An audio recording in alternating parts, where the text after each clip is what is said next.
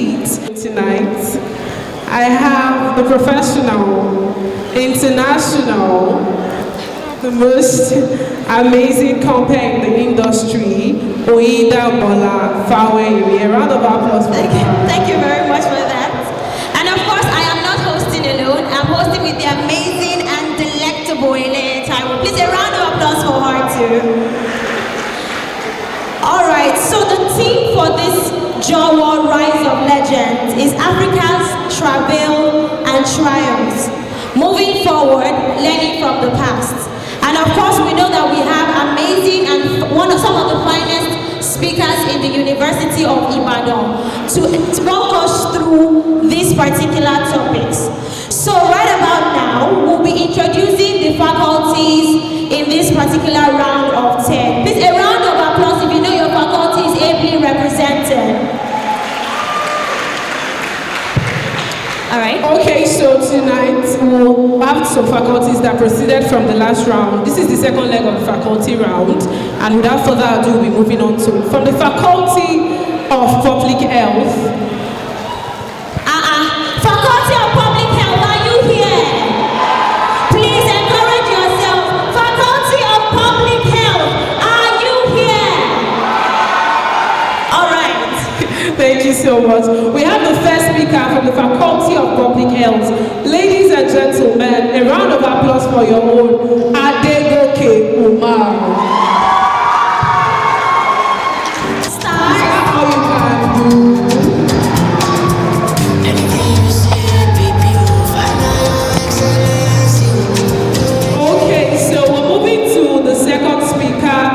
From the Faculty of Public Health, Audrey. A round of applause for you.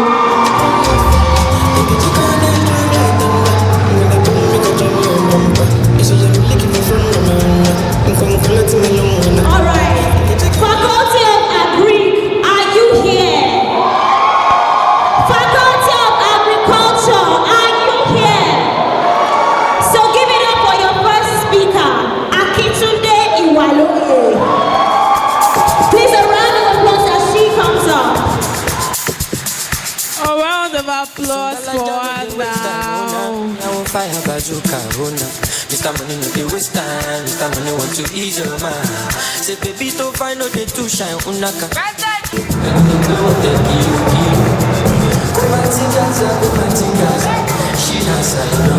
Okay. So moving to the Faculty of the Social Sciences.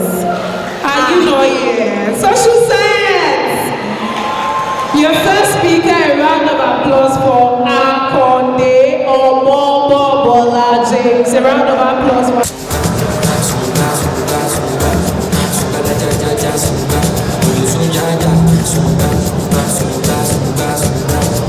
And moving on to the second speaker, still from the Faculty of the Social Sciences. Ladies and gentlemen, a round of applause for Yusuf Zainab Olamide.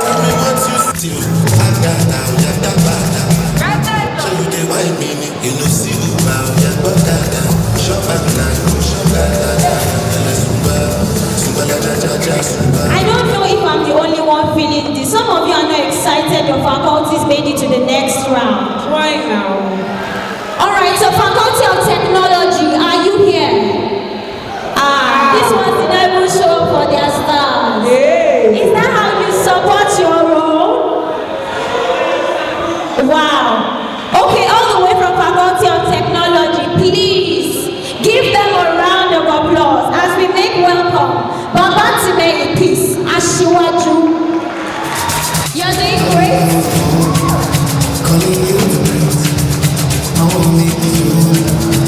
And over to the second speaker from Faculty of Technology, Courage Uwokori. Please, a round of applause as he comes up. Yes, you are doing amazing. We rise by lifting others. All right. Okay, and right about now, we're moving to the premier faculty in the premier university. Okay. Ably represented. Ably represented. Thank you so much, Faculty of Art. Okay.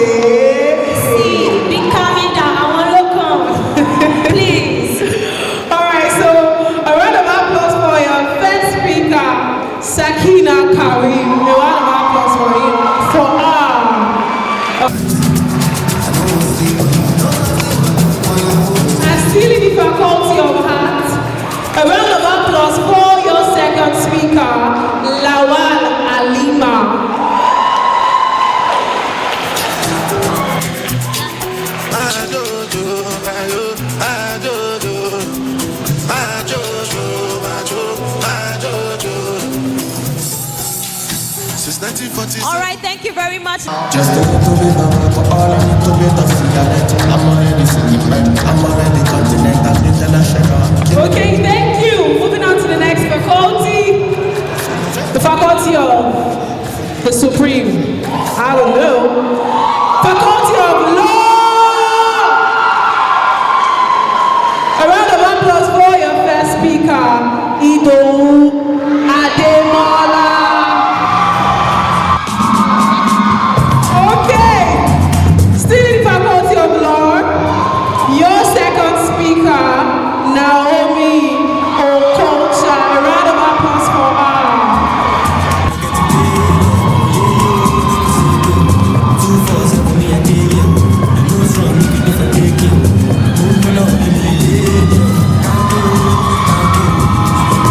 Okay, Lord, no dey play, oh.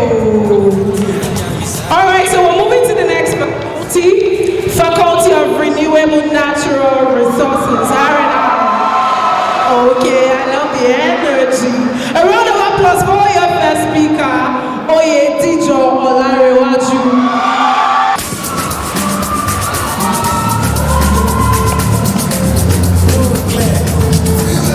And still in the Faculty of Renewable Natural Resources, we have your second speaker, Omotosho Marvelous.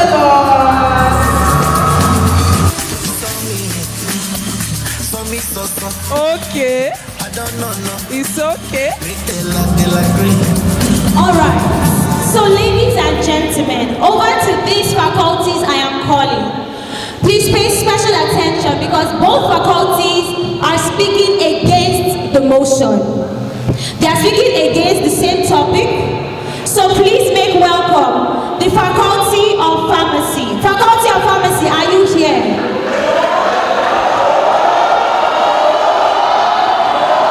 Faculty of Pharmacy, do we have your representatives ready? Okay, I see you guys. Faculty of Veterinary Medicine, are you here? You people are feeling this competition to your bones. All right, all the way from Faculty of Veterinary Medicine, please make welcome your first speaker, Akinola Akinjide.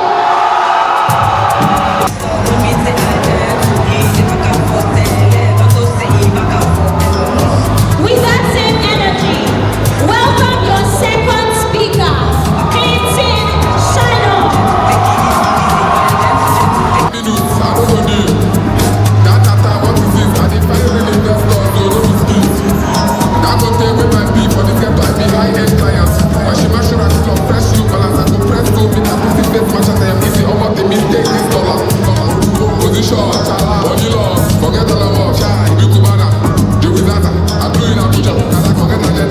So ladies and gentlemen, other than pharmacy not being here right now, which we're going to find out why, I would like you once again to give a round of applause for your representatives up here.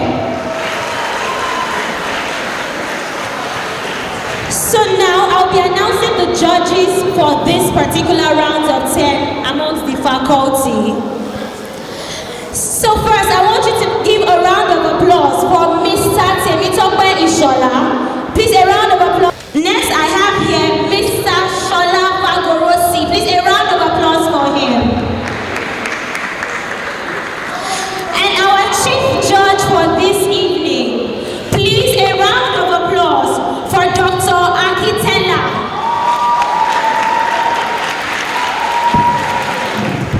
All right. And the timekeeper for this evening, please, a round of applause for Mr. Hawal Elabo.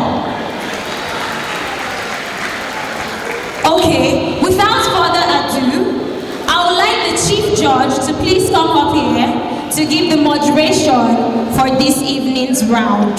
Please, a round of applause as he comes up. Feeling like I know what you with anybody. But dancing is not funny. Real life shit with the feeling. Sometimes I pick my key and drive around and think I'm losing. The ending of disturbance. Anyway, good evening, everyone.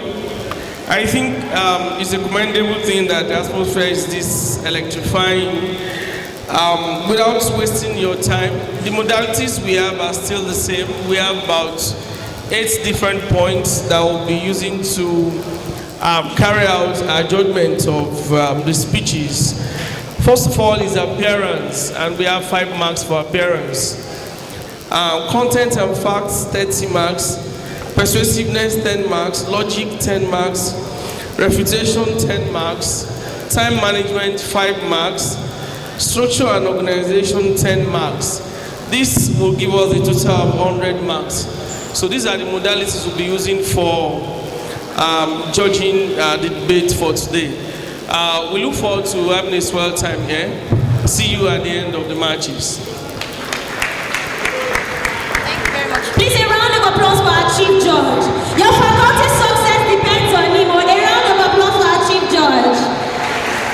All right, so now we'll have the timekeeper gives us the time modality for this round. Over to you, sir. Okay. When it is 4 minutes, I'll ring a warning bell to tell you that it's about time to stop. And when it is 5 minutes exactly, I'll ring the final bell to tell you that it's time to stop. Similarly, second speaker, you have 3 minutes, and a warning bell will be rung when it is 2 minutes once, and final bell will be ring like when it is 3 minutes. Exactly, you get. So additionally, your time starts immediately you start your speech and ends when you stop. I hope it is understood. Do you understand, right? All right. I wish you all best of luck. A round of applause for our timekeeper once again. So we're about to start proper now. Our faculties or halls. But over the last rounds, we had cases of tables breaking, and today we don't want anybody to injure themselves. So please, when your faculty says something that is so resounding or a punchline that you fall in love with, make use of our Twitter handle at @Jawa_UI and paste whatever comments that you see there that you fall in love with. Or if you feel the urge to make some noise or even clap for them while they are talking, please resist. Instead, snap your fingers. So over to you. Okay, to the first faculty speaking for the evening. So due to unforeseen circumstances, pharmacy would not be available tonight, and we're moving on with veterinary medicine. A round of applause for the first speaker, and they will be speaking on the topic, is federal character and effective tool for national integration. A round of applause for your first speaker from the Faculty of Veterinary Medicine. A round of applause.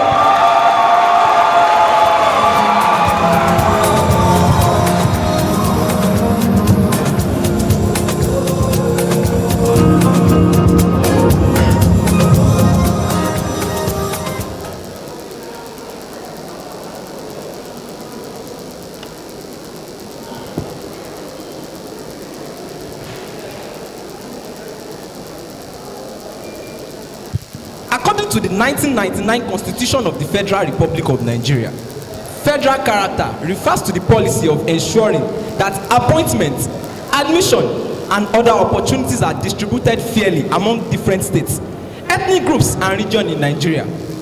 While national integration is the awareness of a common identity among citizens of a country. Ladies and gentlemen, there are few things we have to clarify in today's debate. 1. Federal character is only a Nigerian provision. We understand that other countries have the quota system that govern the distribution of political position, but there are certain peculiarities to the federal character that makes it a Nigerian principle. So if my opponent come here to state otherwise, that is incorrect. 2, we cannot separate the execution of a system or principle from the goal. And this is what my opponent will try to do today, blaming the ineffectiveness of federal character on poor implementation. Judges, we are not here to judge effectiveness based on theoretical principle, but on the application of the principle. Now to the question of today. Is federal character an effective tool for national integration? 1, when the purpose of a thing is not known, the abuse is inevitable. The poor implementation of federal character has made this principle to exist only as a paper tiger. How do we measure the effectiveness of a principle that exists only on paper, when the federal government can simply choose to disregard it on their own volition? Dear audience, since 1979 that this principle has been created, it has not really been implemented. According to Premium Times Nigeria in 2017, General Muhammadu Buhari appointees consisted of 42 members from the southwest, 30 from the northeast, and 24 from the northwest. Furthermore, according to the 2005 release by the Nigerian Supreme Council of Islamic Affairs, General Olusegun Obasanjo selected 26 Christians and 60 Muslims as part of his cabinet for his second tenure. This all signify one thing: it has not really been implemented over the years. If a provision exists and the federal government can simply choose to disregard it, how can it be called effective? 2. When there is no law, there is no sin. The Federal Character Commission that ought to ensure that government agencies follow the principles highlighted in the 1979 Constitution have been compromised. Over the years, they have failed to uphold equality and fairness. Despite having the legal backings by the Constitution to prosecute those who disobey it, they have chosen to remain silent. For instance, during General Muhammadu Buhari regime, out of the 42 members selected, 35 were northerners and 14 were southerners. These biased selections sparked some reactions in the country. In fact, many said it plans to Islamize the country. When this occurred, it was expected that the Federal Character Commission would spring into action and prevent the appointments from occurring. However, they never did this. If there is no sanction to the non-adherence of this principle, how can it be called effective? 3. Insanity is doing the same thing over and over again and expecting a different result. Dear judges, for something to be effective, it must have produced results. Let's take a moment to believe that the Federal Character Principle has been implemented properly. Since 1996, that the Federal Character Commission has been created. Series of plans are made by different ethnic groups to separate from the country: the Arewa youth, the Oduduwa Nation, and the Republic of Biafra. They have made series of plans to form a nation of their own, separating from the country Nigeria. And according to Global History Dialogue, several factors drive this secession movement within the country, of which favoritism and lack of regard in government appointments is the leading cause. So after 28 years of practicing Federal Character Principle, these regions are still unhappy about government appointments. Which other evidence do we need to show you that the Federal Character Principle is an ineffective tool for national integration? Unless separation of region is part of your definition of national integration, then your arguments hold no weight. The northerners can see, Biafras can see, but my pharmacy cannot see. Moving on. My opponent might be of the opinion that applying Federal Character Principle to academics, in gaining admission to tertiary institution, that is the educationally less developed states, we help give everyone equal opportunity. But judges, let us think about this. If a poor student is always given the privilege, similar privilege, and being pardoned because of his background, it is obvious that such students will have no desire to become better. And this applies to region. When a region is unduly favored, there will be no drive to develop and transform into a greater region, making the gap between regions so wide. Ladies and gentlemen, can integration be achieved when the gap between regions are so wide? Definitely no. In conclusion, it is clear that national integration cannot be achieved since there is disunity. So from the Faculty of Veterinary Medicine, my name is Akinola Akinjide.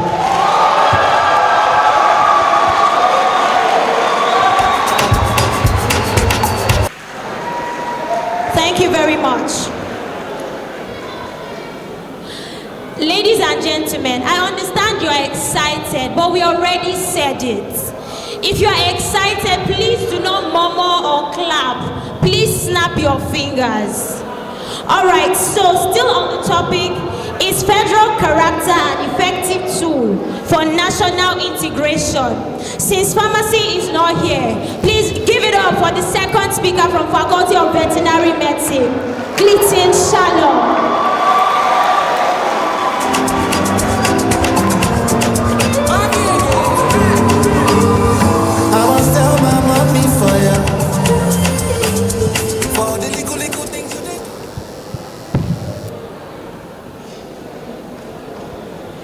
Imagine buying a pen that doesn't write. You twist it, shake it, or even pray over it. But still all you do is to sit there looking pretty. Sure, it might have a shiny body and a fancy brand name. But if you cannot do one thing for which it was made for, writing, can you still call it a pen? But is it an effective tool for writing?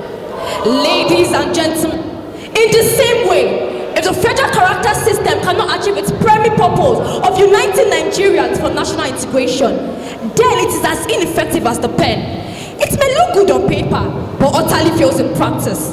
And just like the malfunctioning pen has hindered progress, the federal character system has been an obstacle.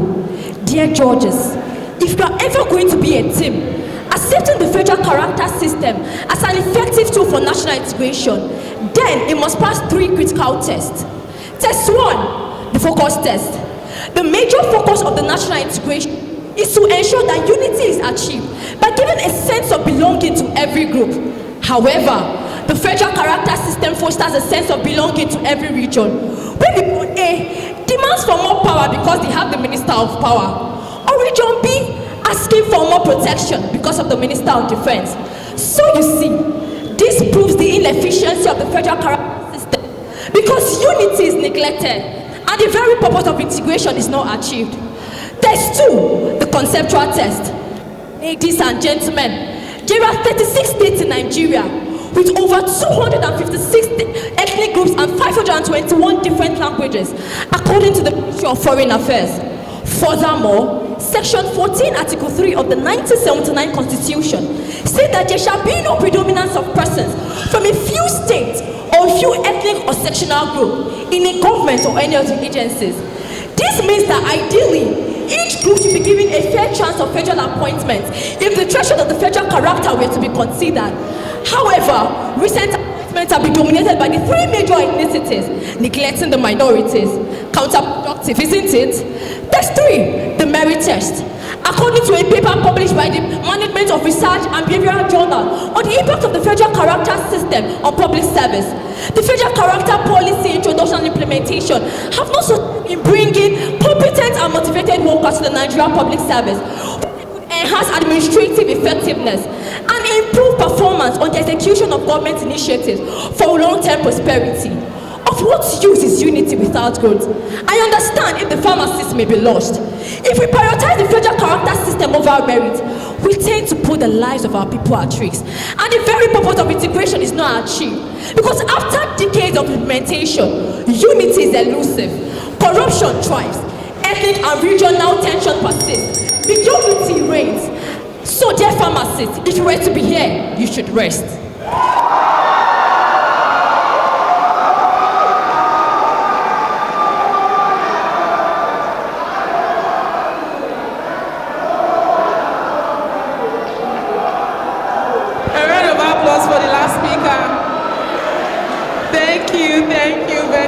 Thank you so much.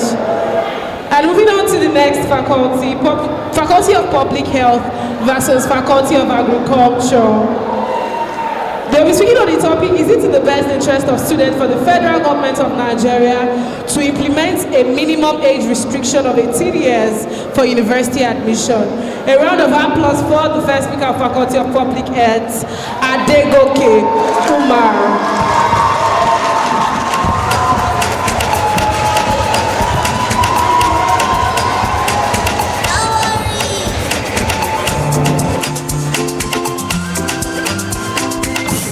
Virtue.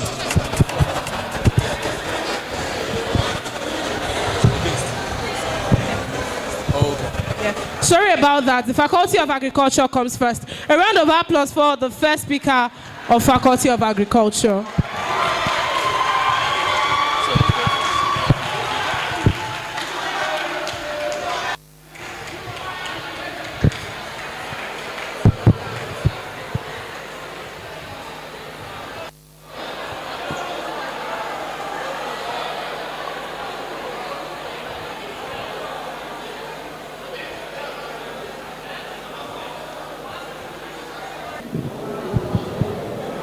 Ladies and gentlemen, before my opponents come to say what is and what not, let us first critically consider the crux of the matter, the age 18. According to an article by the American Psychological Association titled Brain Development and Adolescence, the human brain continues to develop in mid-20s with specific development in the prefrontal cortex of the brain around the age of 18. This development contributes to making logical reasoning, development contribute to making rational decisions, develop rational decisions, and regulate emotions. No wonder the minimum age for voting is pegged at 18. Audience, having laid a solid foundation, I will now proceed to lay 3 solid blocks to show that it is in the best interest of the students for the federal government of Nigeria to implement a minimum age restriction of 18 years for university admission. Block 1, our current reality. A 2020 article published by Victoria Ibitoye in the Journal of International Research and Development shows that there is a new rise in the social vices among Nigerian undergraduates. But I don't blame these students, because while they were still struggling with making rational decisions, develop problem-solving skills, and making rational decisions, they were admitted into the university. However, I rather blame our friends from public health who would preach that no one under the age of 18 should be admitted into the university, and yet support having under 18 students in the university. This means lessening parental oversight, which then gives the students the opportunity to explore with the alcohol itself and other vices. My opponents may come to tell us that age is just a number and responsibility is what breeds maturity. But wait, that argument may seem sound, but it's nothing but a mere sound. Because it is like saying a 5-year-old should be sent to the university to breed responsibility and maturity. Audience, we are saying that square pegs should be put in square holes instead of leaving things to chance. People should be given the responsibilities equal to their strength. Block 2, the exemplars. In first world countries like the United States and Germany, students enter within an age range of 18 to 20 years. This means enter the university within an age range of 18 to 20 years. This is because they realize that it is in the best interest of their students, and as a proof, they do well on a global scale. Would then our opponents to say it is not in their best interest? Even a 2019 article published by the Network for Research and Development in Africa shows that the recent decline in the quality of graduates is because of the poor academic standards in Nigeria. Audience, my opponents may come to question our stance using the Nigerian reversal of this policy. But stay with me, that is weak. Because this policy was not reversed, because it was proven that it wasn't in the best interest of the students. Rather, it was because the government decided to listen to the likes of my opponents, just like they did during the former President Goodluck regime on fuel subsidy removal, even though it was good for the economy. Block 3. What the educators are saying. According to the Punch newspaper, in April 2024, the president of the Academic Staff Union of Universities said that they expressed their support for the age benchmark. ASU is a body of educators who are familiar with the student body and can decipher what is in the best interest of their students. Similarly, the former Commissioner of Education in Kogi State noted that it is important for students to have a complete character formation before entering the university. According to a 2024 report by Solana-based Northern Nigeria Breaking News, this is because of the hurdles to be crossed as a university student. In conclusion, the individual that gets admitted into the university is different from the person wearing the convocation gown. This is because these students are now either risen or falling under academic, extracurricular, and social pressures. So you see, the university is a fraction of the universe, and someone who is not ready to face life challenges should not be admitted into the university, where there is little or no supervision. Audience, our current situation is crying for help. The educators support the age restriction, saying it is in our best interest, and the global standard proves it to be true. Audience, it's about time we join the winning team. I am Akintunde Iwaloge.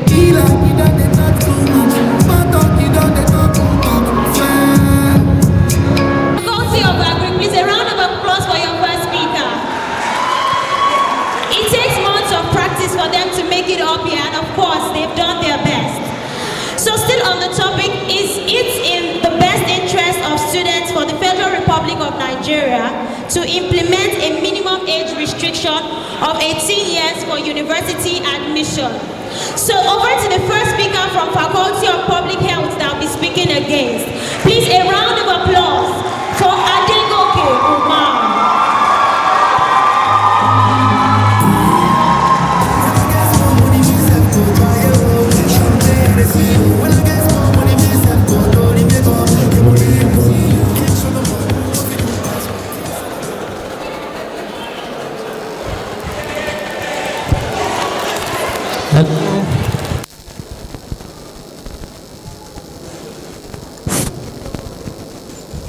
Ladies and gentlemen, age they say is just a mere number, except when it comes to education in Nigeria.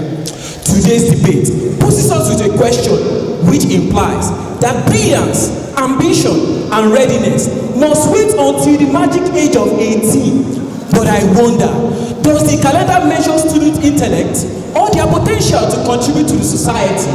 I mean, should the clock determine the worth of the mind, or the mind should determine the worth of the clock?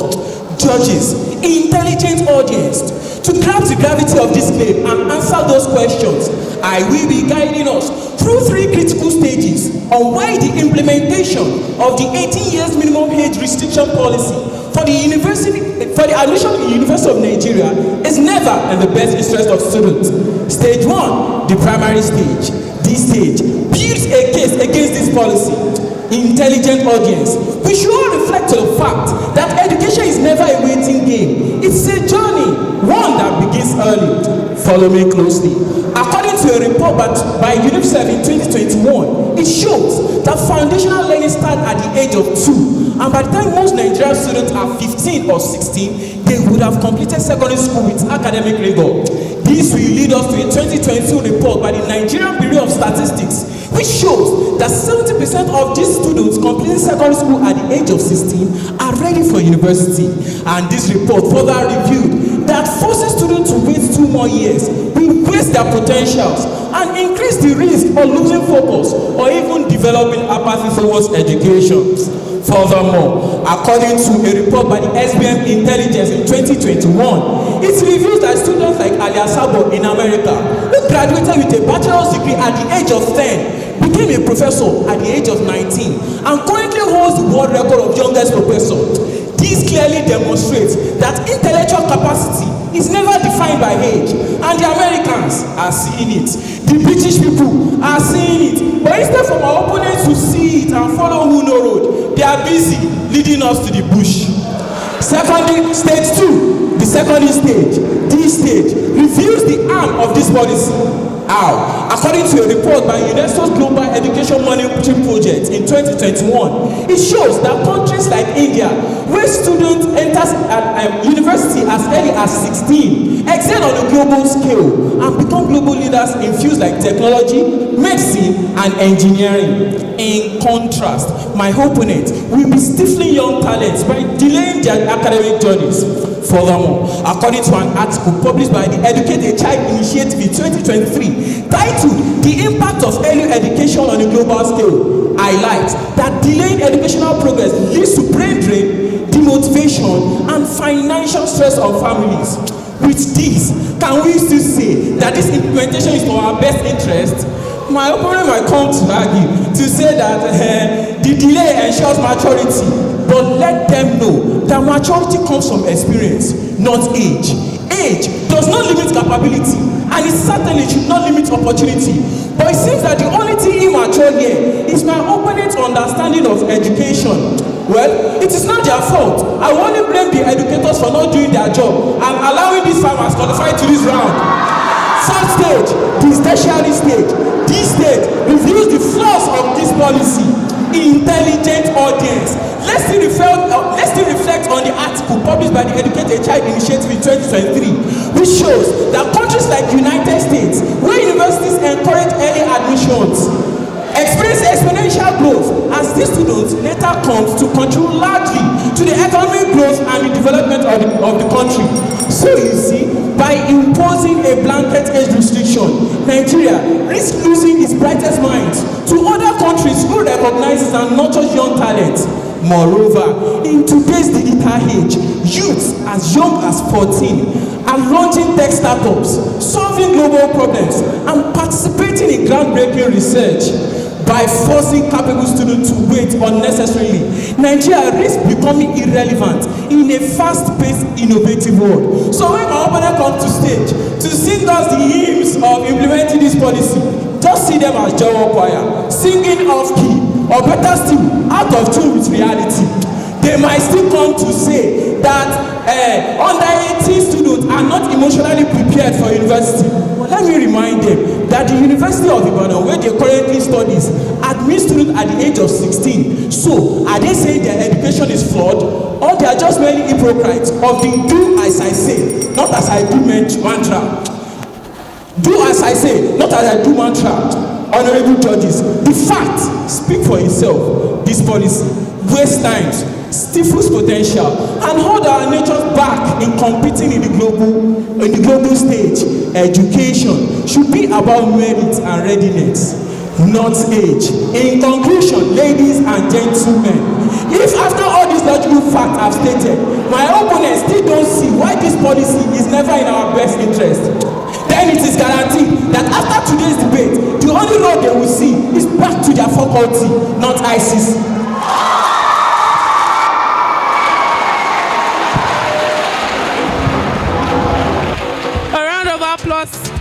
Oh yeah.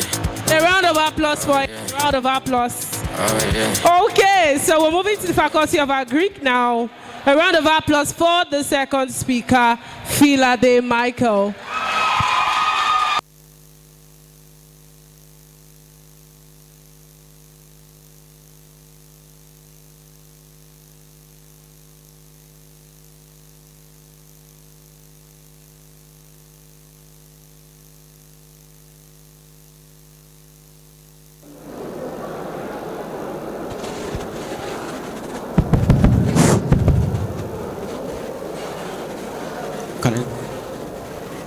Ladies and gentlemen, having read my opponent's stance today, let us not get carried away by their misconceptions, as today's debate, in simpler terms, is not asking if a minimum age of 18 is in the interest of the student, but rather asking if it is in the best interest of the student. I repeat, the best interest of the student. This simply means, how would this decision affect the lives of the student in the long run? Intellectual audience, asking 3 questions. I will prove my stance today. Question 1. Audience, if it will be in your best interest to get internships in organizations like WHO, UNESCO, or FAO, raise your hands. Well, according to these organizations, in order to get internships, the requirement requires that applicants be 20 years of age and be enrolled in the university. These organizations understand that for students to be effective in the global market, they need to have the skills necessary to compete on a global scale. But if we go by my opponent's stance, it means you'll be graduating by 19, but be unemployable as you lack the skills required. So, intellectual audience, I ask, is it in the best interest of the students if a minimum age of 18 is set to allow students to develop the recommended internship and work experience while they are still in the university? Yes. Question 2. If you had a double promotion in primary or secondary school, raise your hands. This might seem as though it is in your interest, but it is not in your best interest, as educationists recognize the importance of age in the educational level of students. According to an article by Matthew Solia in the Psychiatry Clinic in North America, states that emotional maturity is attained at the age of 18. This article further highlighted that though some students below the age of 18 may have the cognitive ability to gain admission into the university, they lack the emotional maturity, mental ability, and the social skills required to cope in the university. So, audience, it might seem it is in your interest to gain admission at 15, but is it really in your best interest if you end up making poor decisions because you lack the necessary skills to handle the university? No. My opponents may say that implementing a minimum age requirement will affect the education of special students known as gifted students, but when they fail in their researches, for you to be considered gifted, you need to have an IQ of 130. And this constitutes only 2% of the human population, as reported by Psych Central. Moreover, the former minister, when making the statement, stated that special academic pathways will be created for these students. So, audience, is this in the interest of the majority if laws are made for the minority gifted? No. In conclusion, ladies and gentlemen, it seems it is in the interest of the parents as it allows them to reduce the cost of childcare. It seems it is in the interest of the government as it bolsters the labor force. But is it really in the best interest of the student as these advantages are short term? No. So audience, do not settle for the interest of others, but settle for the best interest of you and I. Thank you.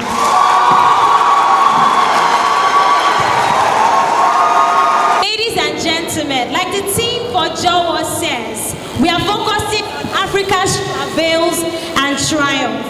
And moving forward, this particular debate round is whether or not an 18-year-old should be allowed into the university or the age restriction should be lifted. I'm sure some of you have started questioning the age you entered the university, but it is fine. Still on this topic, I would like to have the opposing speaker from Faculty of Public Health, the person of Kabiru Kodri. Please, a round of applause comes here.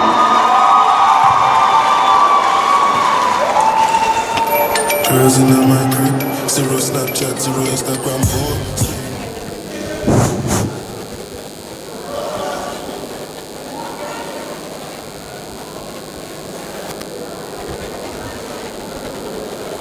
Ladies and gentlemen, I understand that my opponents are farmers and they may be skilled at planting ingredients needed for cooking.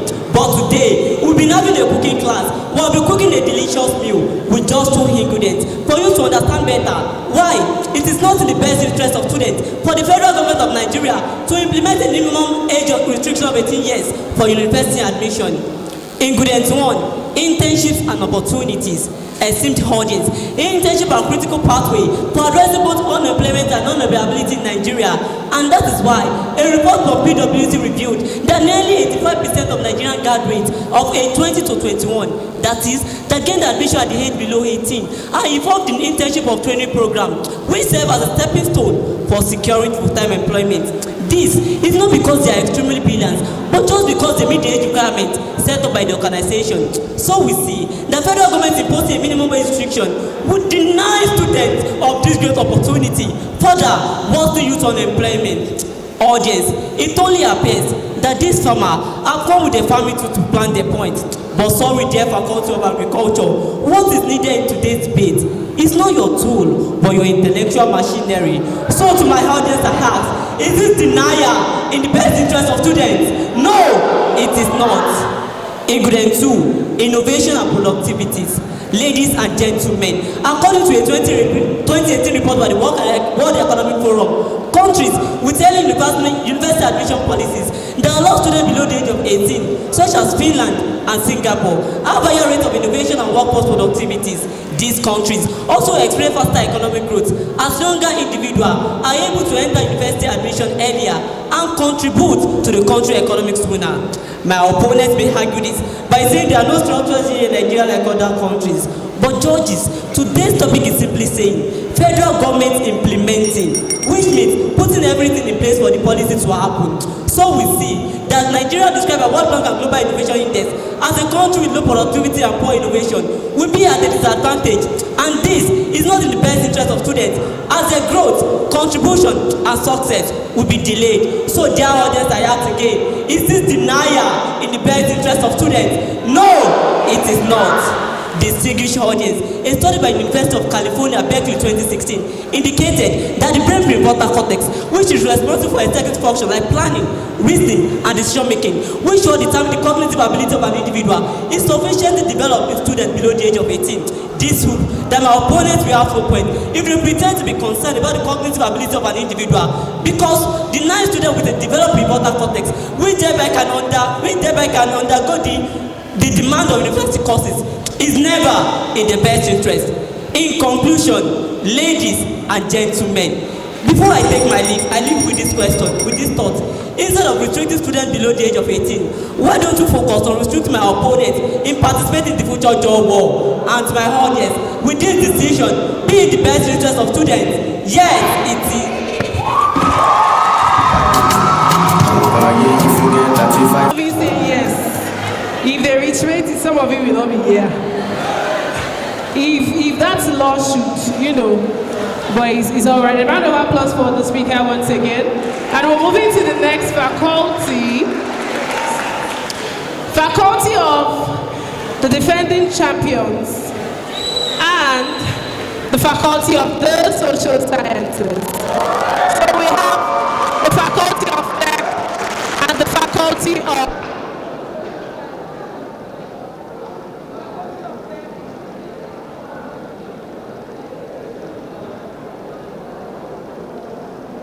Faculty of Social Sciences. A round of applause for yourselves. And they will be speaking on the topic, is school fees increment a necessary evil to ensure the long-term sustainability of Nigeria's education? And so please, we'll stay on Twitter. You can tweet your answers on using the hashtag JOWO ROL, JOWO UI, and JOWO Rise of Legends, JOWO ROL. So please ensure to make use of that. And the first speaker from the Faculty of Technology, a round of applause for your own Babati Mei Ashiwaju.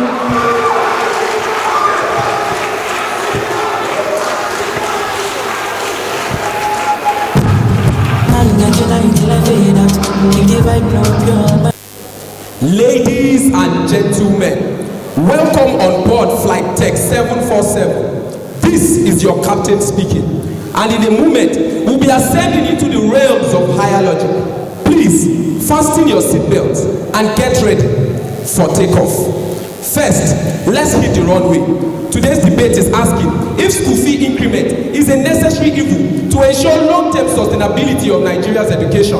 According to the Oxford Languages Dictionary, necessary evil is defined as something that is unpleasant but must be accepted in order to achieve a particular result. Dear passengers, I must warn you that as we proceed, we may encounter some interference from the opposition, but please be rest assured, Captain Ashiwaju is in charge. Now, let's take off. And as we rise, let's consider the reason why prices rise. According to Investopedia, inflation is defined as the gradual loss in purchasing power that causes the prices of goods and services to rise over time. Also, according to the Stanford Institute for Economic and Policy Research, inflation is a natural occurrence. Also, according to the same source, moderate inflation is proof of a healthy economy. In essence, inflation is the reason why 20 to 30 years ago, you could almost buy the entire Bodija market with just 1K. But as you know, today, 1K no dey last again. In the same vein, my father paid 10 naira in the University of Ibadan in the year 1986. But today, I cannot get a sachet of pure water or even dirty water for that matter at that same price. This proves that if we will sustain a certain quality of education over time, the cost of acquiring that education must continue to increase. I mean, this should be easy for my opponents, but ever since the School of Economics left their faculty, they seem to have been struggling with basic economic concepts. Moving on, let's rise higher. You see, inflation is not the only reason why school fees must increase in Nigeria. According to a 2021 UNICEF article titled Transforming Education in Africa, Nigeria's education has been on a nosedive, and a major reason for this is critical underfunding. As such, it is not enough to sustain Nigeria's education as we currently have it, because it is nosediving, and if nothing drastic is done, we will eventually crash like a plane to sea. So it is plain to see that to prevent this from happening, we must ascend to greater heights and then sustain at that altitude. And according to the World Bank, the fuel for this flight is increased funding. I mean, that is some plain logic from Captain Ashiwaju. Now, at this point, my opponents will try to hijack this flight by claiming that majority of Nigerians cannot afford to bear the funding of increased fees. But that argument cannot fly because Captain Ashiwaju is in charge. You see, it is made on the assumption that only parents can pay fees. Let me explain. The Collins Dictionary Dictionary defines school fees as the financial cost incurred to send a student to school. Also, according to the United Kingdom Government Education Hub, the emphasis of school fees is not on who pays, but on that it is paid to enable a person's school fees. A person's schooling. As such, it is obvious that a parent can pay fees, a guardian can pay fees, a benevolent sponsor can pay fees, or even the government can pay fees. Hear me out. When the government was subsidizing petrol and citizens were paying 500 naira, it was not that petrol was cheap, but that the government was shouldering a larger cost of that financial transaction. As such, anybody that pays fees, as such, free education is not cheap, and subsidized education is also not cheap. Somebody must pay the fees, and our argument is that anyone that shoulders the responsibility of financial responsibility of a person's school fees is essentially paying the person's fees. In addition, dear audience, come to think of it, government funding is only available for public institutions, but today's debate goes way beyond that, because according to statistics, the percentage of private-owned institutions at primary school level is 49%, at junior secondary school level is 59%, at senior secondary school level 65%, and at university 51%. This proves that private institutions are major players in the Nigerian education sector, and according to a 2022 article published on ResearchGate, the major source of funding for these institutions is obviously school fees gotten from parents and guardians, and to ensure long-term sustainability, they obviously must increase their fees. I mean, according to the Daily Post, Bishop David Oyedepo stated that God told him to increase fees in Covenant University. That means God, the Almighty God, recognizes that to sustain quality of education, we must increase fees. So please, I ask, why do my opponent want Covenant University to break their covenant with God? Finally, dear audience, we have come to the end of today's debate, and I can only say, after this, I'm going to Ariasta's concert to say. So you are leading us to Ariasta's concert to go and celebrate. Wow. I can see some of us are standing up. It looks like we had a time frame for Jawa and Ariasta concert. Maybe after the announcement from the judges, some of us will have to follow Captain Ashiwaju, because I think his airplane is fully fueled for all of us. So over to Faculty of Social Sciences. Are you ready? Faculty of Social Sciences, are you ready?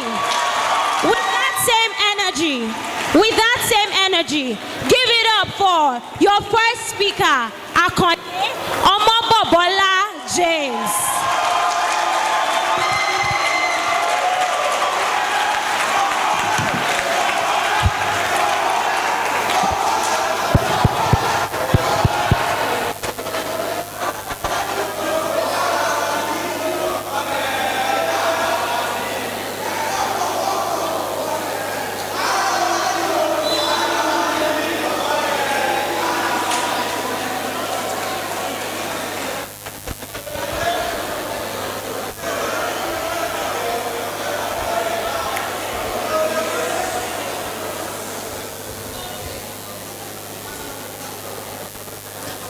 Techites, if a topic sounds technical, the best thing to be speaking against is school fee increment a necessary evil to ensure the long-term sustainability of Nigeria's education.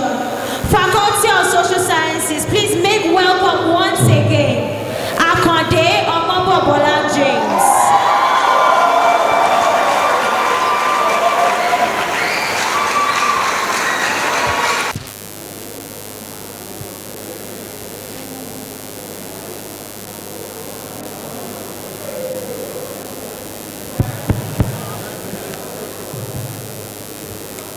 Techites, if a topic sounds technical, the best thing to do is to simplify it. And that's where I come in.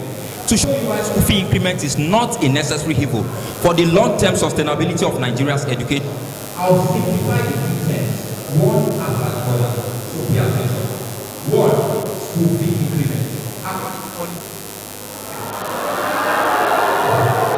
to College Dictionary, school fee is the money paid to go to school. School fees is the money paid for a person to school. While increment means an increase or addition. In simple terms, it means adding to the money paid for education. According to an article titled Inflation and Tertiary Education Administration in Nigeria, school fee increment has become a trend among Nigerian universities, despite UNILAG increasing school fees from 19,000 to 190,000, according to a 2023 article by This Day Life.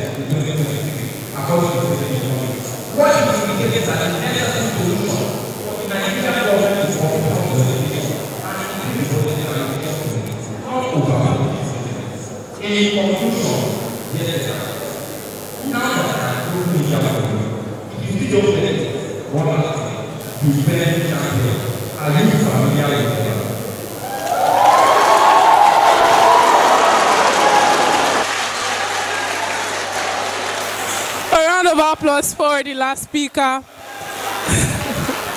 round of applause for our speakers, please. A round of applause for our speaker. Okay, we're still on the topic. Is school fees increment a necessary evil to ensure the long-term sustainability of Nigeria's education? And With a resounding applause, welcome with me the second speaker from the Faculty of Technology, Courage Nwokori.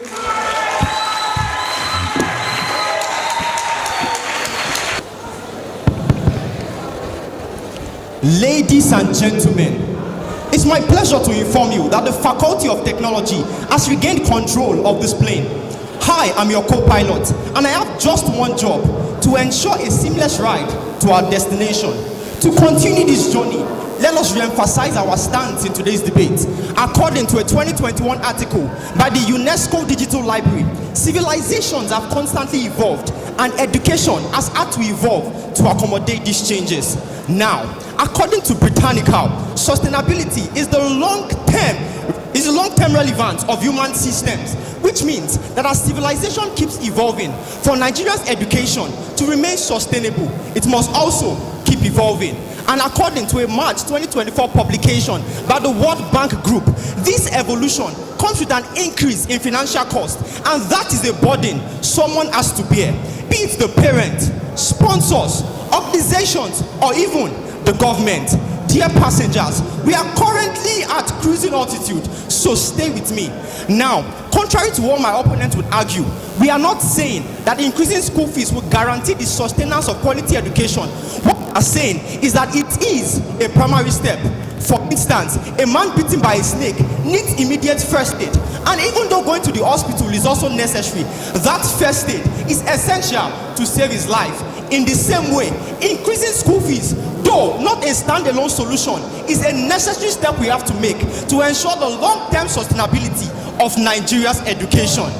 Ladies and gentlemen, as we descend, we will experience some turbulence from my opponent, who would use emotions to argue that increasing the school fees would place a heavy burden on parents, most of whom are unable to bear such. However, while we understand this and sympathize with them, today's debate is about the necessary sacrifice we have to make for Nigerians' education. In fact, the in itself highlights this inconvenience by using the term necessary evil. So while in the short term this fee increment might be inconvenient, it definitely pays off in the long run. For instance, if one of my opponents got shot, to save their lives, we would need to remove this bullet, and although this procedure would lead to more blood loss and excruciating pain, my opponent will still agree with me that this pain and blood loss is a necessary evil. So dear opponent, we appreciate your passion, but in this debate, you have passionately missed the point. Finally, dear passengers, our plane has safely landed, but we have not gotten to our destination. We will meet again. But for now, we have to drop off the Faculty of these Social Sciences at this airport, because unfortunately, they will not be making it to the quarterfinals. Ladies and gentlemen, thank you very much. Shout out to DJ Upmost. Alright, so we sincerely apologize once again for the technical issue. And as much as we want to leverage on the speakers and all that we have now, please, when a speaker is up here giving their speech or debate, I would like us to calmly listen to them. Because over here mostly we were hearing a lot of noise that could have overshadowed them. And I'm sure you want the judges to judge accurately, so please let them hear the points that these speakers are rendering. Thank you very much. So over to Faculty of the Social Sciences. I would like you to make welcome the second speaker that's speaking against this same topic, Yusuf Zainab Olamide.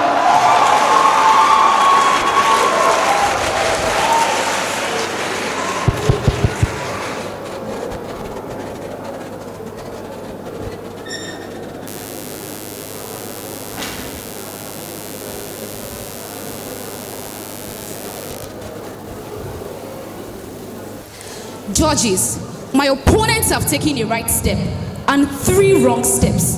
They have rightly argued that this debate is about necessity, regardless of how unpleasant.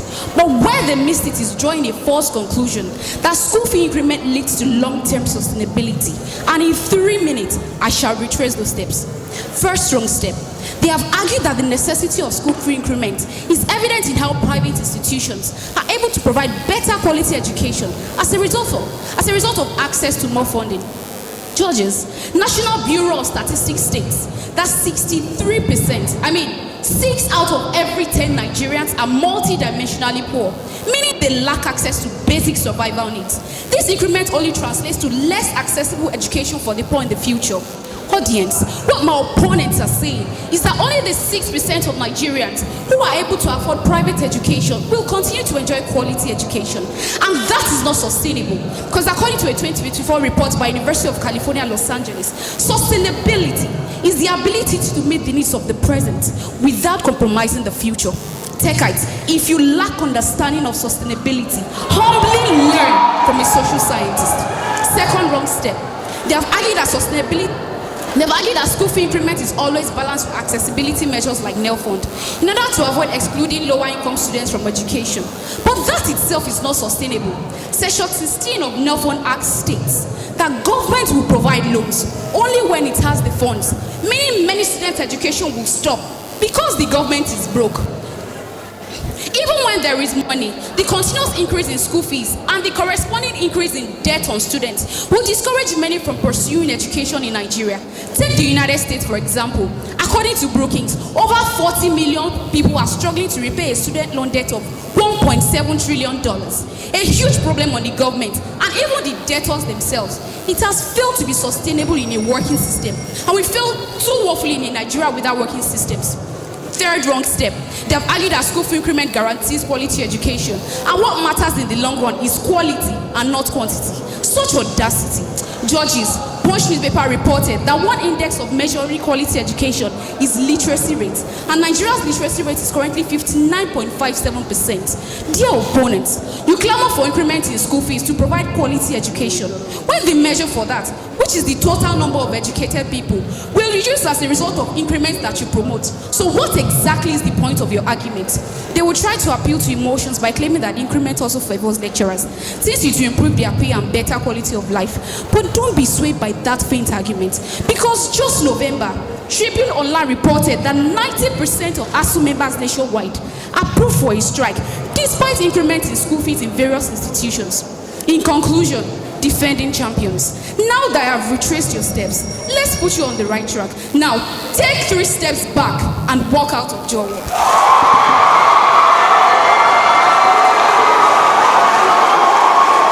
Gentlemen, I'm sure you've seen enough action and heat here. So, speaking of punchlines, your favorite tagline that your speakers have used, or some of us that, of course, we are aware of the NEL Fund, Faculty of Renewable Natural Resources. Ladies and gentlemen, are you ready for the first speaker from the Faculty of Law? Please, with that same energy, give it up for Idowu Ademola, all the way from the Faculty of Law.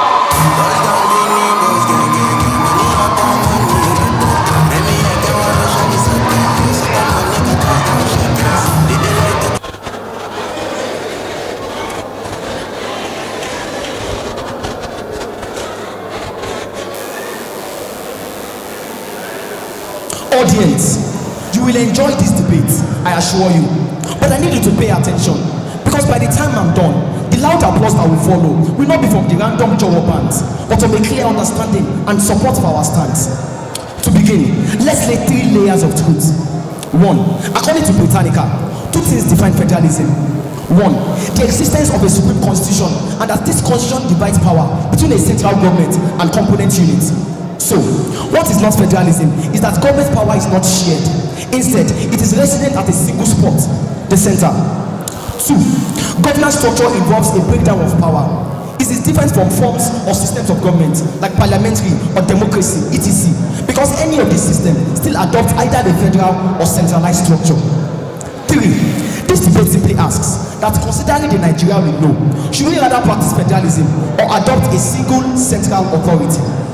Now, let's switch up this debate to 3 levels of higher logic.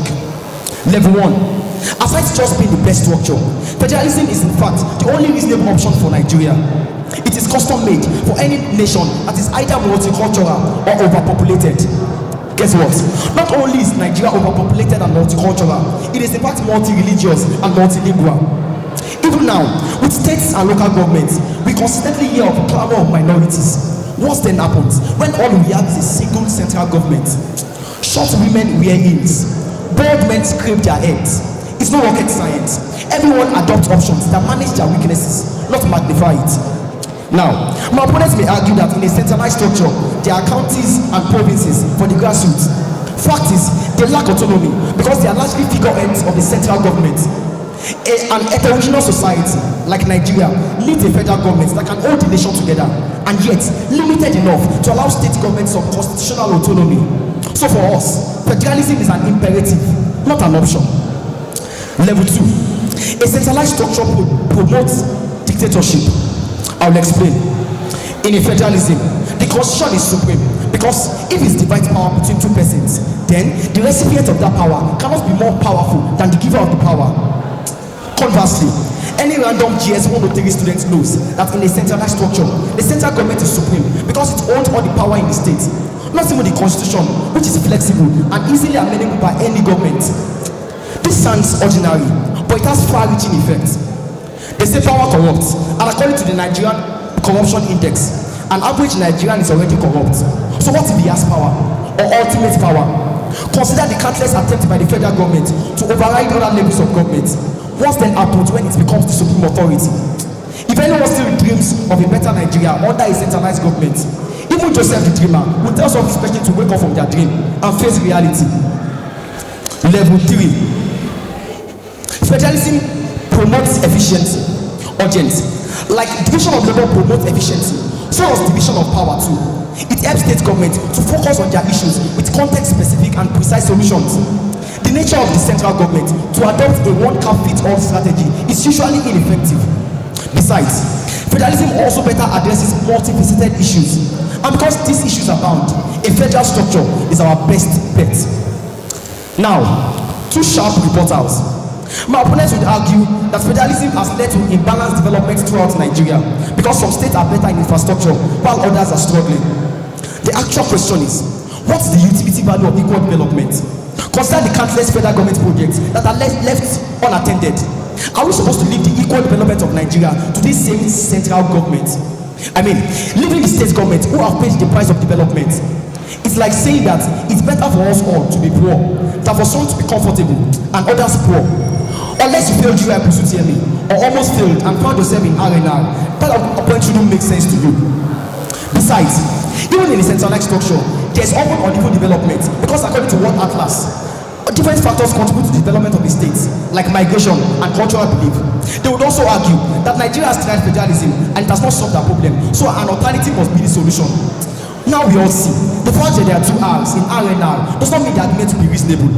I mean, that something does not work does not always mean that is the problem. Sometimes, the problem is you, the user. The Nigerian factor has eaten deep into our practice of federalism. And so, even if we use a centralized government, it would only create more loopholes. In conclusion, audience, Faculty of Renewable Natural Resources.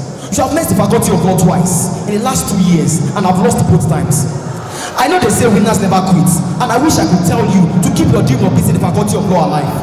But sorry, we don't motivate here. Just give up.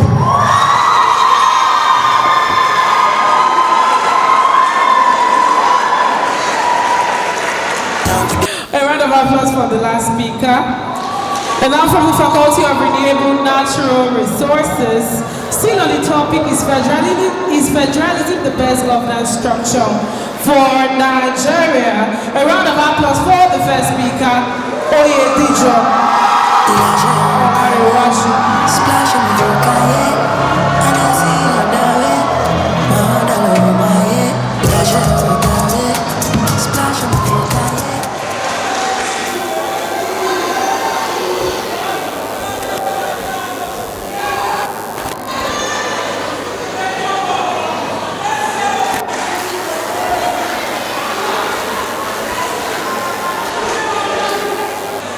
Ladies and gentlemen, there are some things that we have to establish today.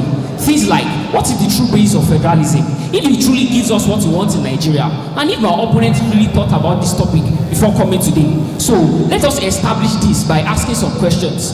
Question 1, have you ever practiced federalism? This question is based on the fact that federalism is the current system Nigeria actually practices. According to an article titled Federalism in Nigeria, Past, Current Perils and Future Hope. My opponents may argue that we do not practice the ideal federalism, so we should not judge it as being ineffective. Apart from the fact that they are lawyers, they must also be comedians. Well, let me rate them on a level they will understand. You see, cases like McCorkey versus Maryland 1819 and the United States government versus Lopez 1995 confirms that each state's constitution defines federalism differently according to different nations. In Nigeria, the 1999 constitution structures a unique federalism system that gives a strong central authority. So yes, we are practicing the federalism in Nigeria because each country can easily shape its federalism structure and not according to fixed ideals. So, ladies and gentlemen, if my opponents still believe in these ideals, tell them to do one thing: calm down and think about it. Based on the federalism of Nigeria, can federalism even thrive? Well, history says no. Nigeria's federalism is deeply shaped by its history of colonial rule and military government, which emphasizes centralized authority.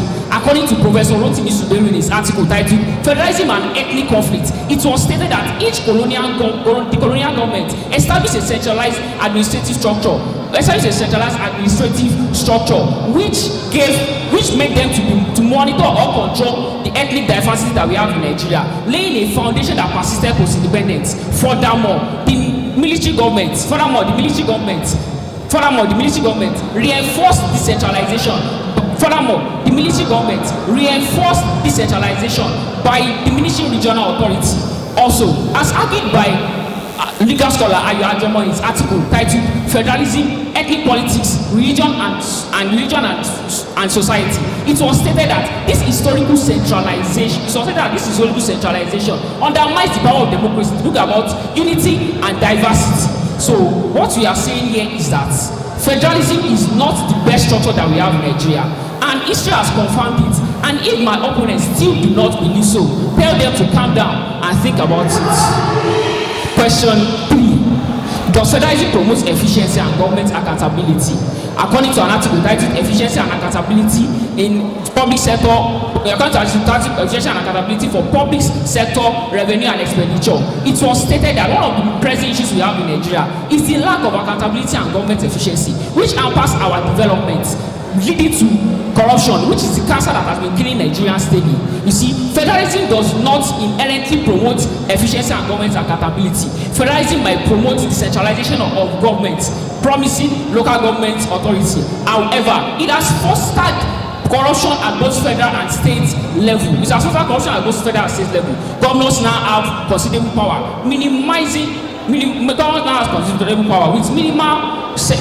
understanding of their role. In fact, this power has made it impossible for federalism to be able to work effectively. So you see, that's what is the way forward? A confederal system. In this system, power is decentralized to the region, with the local government being accountable to the people. With the local government being accountable in this government, power is centralized to the center, with the local government being accountable to the people. So, moreover, the local government being accountable to the people. Moreover, the local government being accountable to the people. Moreover, these regions can easily oversee their taxation and development. Moreover, can easily oversee their taxes and development, which reduces corruption that is stemming from the center. Question 4. Is this democracy or a crazy demo? Ladies and gentlemen, as opposed to my opponent's supposed arguments, federalism does not inherently promote democracy, as seen in Attorney General of Abia State versus Attorney General of the Federation. As seen Attorney General of Abia State versus Attorney General of the Federation. As seen in Attorney General of Abia State versus Attorney General of the Federation, Nigeria's federalism centralizes power. Nigeria's federalism centralizes power.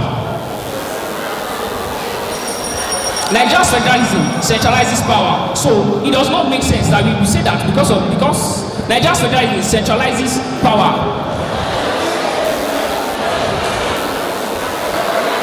Finally, and gentlemen, Nigeria's federalism centralizes power. Finally, ladies and gentlemen, we can see that, as a matter of fact, federalism is not the best structure to handle our problems in Nigeria.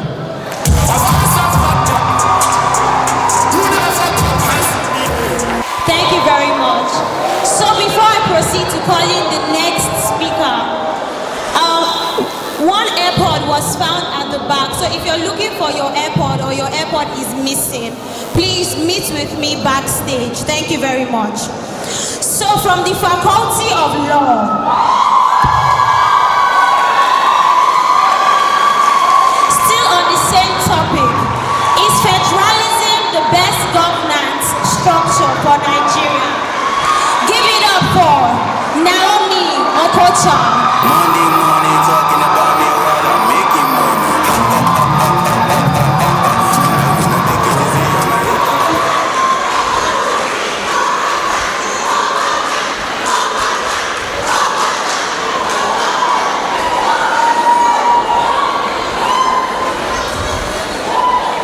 Ladies and gentlemen, the national pledge. I pledge to Nigeria, my country, that in today's debate, I will show you why federalism is the best governance structure for Nigeria, and why my opponents from the Faculty of Arena will not be returning as usual. Audience, please tell my opponents to be faithful, loyal, and honest in admitting that federalism suits Nigeria better than other structures like the confederal or unitary system. We cannot ignore the differences between our tribes, states, and cultures. Federalism offers unique adaptability to local needs while allowing policies to respect each state's cultural circumstances.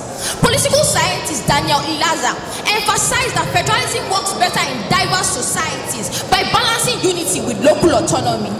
If you think this is a lie, just take a look at the system of Sharia laws that are used throughout the northern states that are used in respect of their culture and religion. This can only be with federalism. Next, I pledge to serve Nigeria with all my strength. But my opponents will want to undermine the strength of the federal structure by pointing fingers to what they will call flaws. They will argue that federalism promotes inter-ethnic tension, but history proves otherwise. The creation of states was a deliberate solution to the inter-ethnic conflict that nearly destroyed us during the Civil War in 1967, according to an article by the Global Center for Pluralism.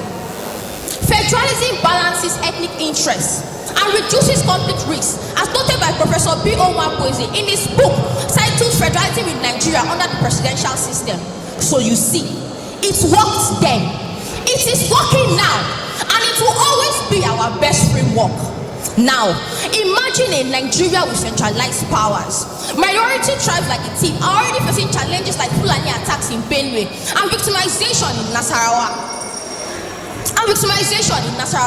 Federalism helps these minorities create alliances, thereby amplifying their voices in state assemblies. Centralization will only stifle this representation and neglect their needs. How does this serve the unity that we swore to protect? It doesn't. Now, they will argue that corruption is fueled by federalism, but a centralized system fuels even greater corruption, eroding accountability. Federalism, with its grassroots structure, brings government closer to the people. They will also argue that federalism is costly to operate. Now, get this straight. This cost is an investment in better governance. Cutting corners to save money would only jeopardize our nation's future. But if my opponents would choose to downplay these truths, they will be recklessly neglecting their reality, just like their name, RNR. In conclusion, ladies and gentlemen, I have shown you why federalism is the best governance structure for Nigeria. So, to you, my esteemed audience, stand with me in solidarity with Nigerian spirit and say, to defend her unity and uphold her honor and glory, so help me God. Amen.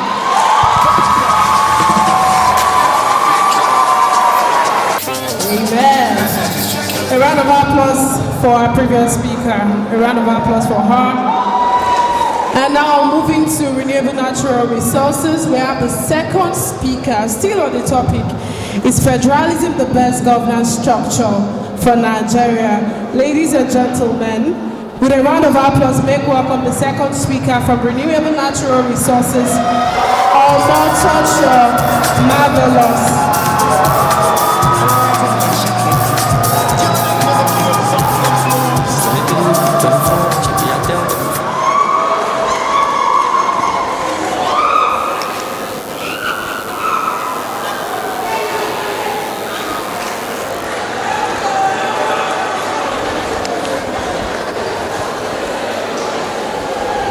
Ladies and gentlemen, welcome to the court of law. These lawyers have presented their points and listened. Frankly speaking, they are stories that touch the heart. But one thing they forgot is that unlike social media, this is the court of law. So call me by Ma'am as I address their cases one by one. Because here in the court of law, we listen and we judge.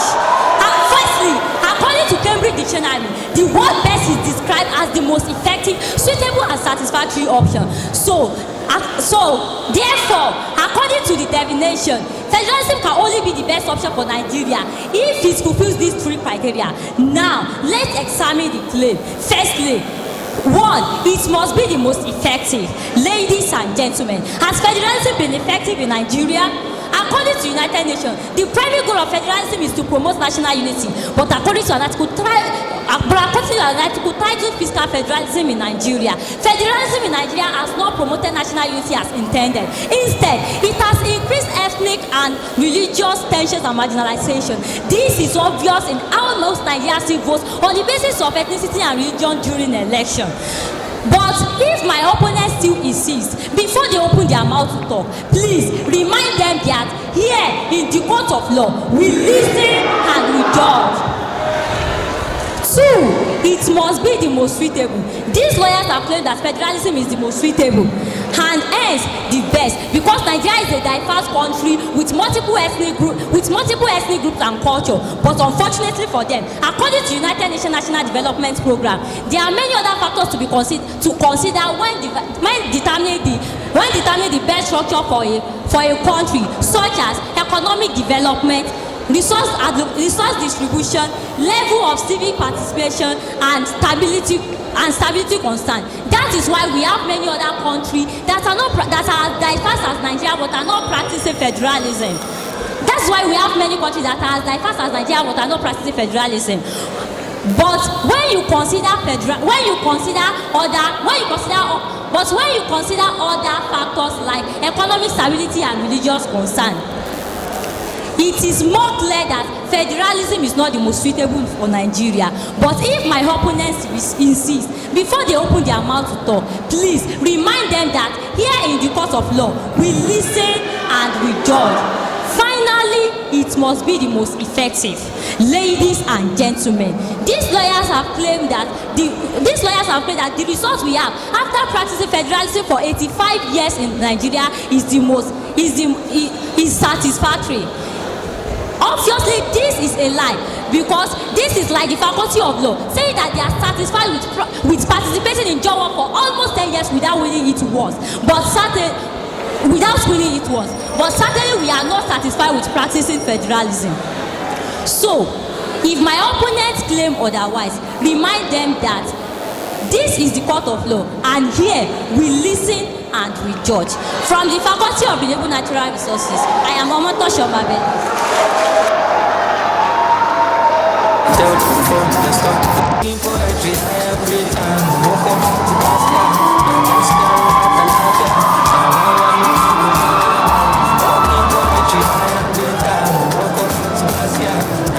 Thank you very much. All right, so ladies and gentlemen, again, I understand that we are very excited. So please, a round of applause for the last speaker. Thank you very much. Thank you very much. Please, once the speakers are up here, let us minimize our noise. Thank you very much. So over to the last round for this faculty rounds. Some people are already very excited because they know their faculty is next. Faculty of Nursing Science, are you here? Okay. Faculty of Arts, are you here?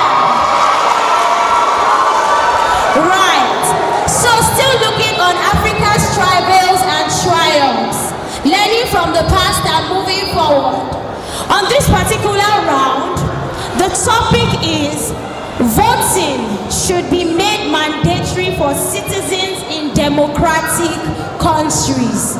So today and right now we are about to learn our voting rights and also to know if we are going out again to vote. So speaking for this topic is Faculty of Nursing Science.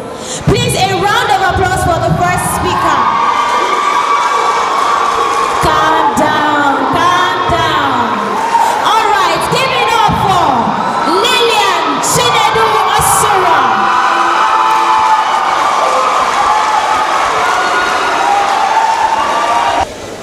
PDP! Ladies and gentlemen, the People's Democratic Party, PDP, ate and left no crumbs with their motto, power. Because at the very core of any democratic society, power ultimately belongs to the people. Note, people that see voting as a fundamental civic duty and not just any activity they can decide whether or not to participate in. To begin, democracy originated from a Greek word, demokratos, which means will of the people, and mandatory voting is the requirement of registered voters within a country to vote, according to international idea. Audience, the basics of this debate is very simple. Mandatory voting is the right thing to do. So when my opponents come to divert our attention to extreme scenarios such as infringement on personal freedoms, set your focus on me as we properly dissect through the fundamental principles of democracy. Moving forward, using just 3 pillars, I will prove to you why voting should have been mandated in every democratic setting. Pillar 1, the social contract theory, which sustains democratic institutions, emphasizes that government and citizens have specific responsibilities to fulfill for the betterment of the society according to the World History Encyclopedia. This is the mutual understanding that holds the glue for every democratic society. Clearly, duties are held very, very essential. Therefore, don't you think it's rather hypocritical that the fundamental duty defining democracy is left optional? Voting in any democratic society exceeds being a mere right. It is a civic duty that must be exercised. Hence, mandatory voting is not just justified, it is essential. Pillar 2, democracy as an institution seeks to achieve legitimacy. And a legitimate government, according to Britannica, is one that is approved and accepted by majority participation. And what other way to address this participation gap than with mandatory voting? Of course, critics will come and mention that there are other measures such as voter education and incentivizing participation. Yes, these approaches have their merits, but they fall short of addressing the core issue.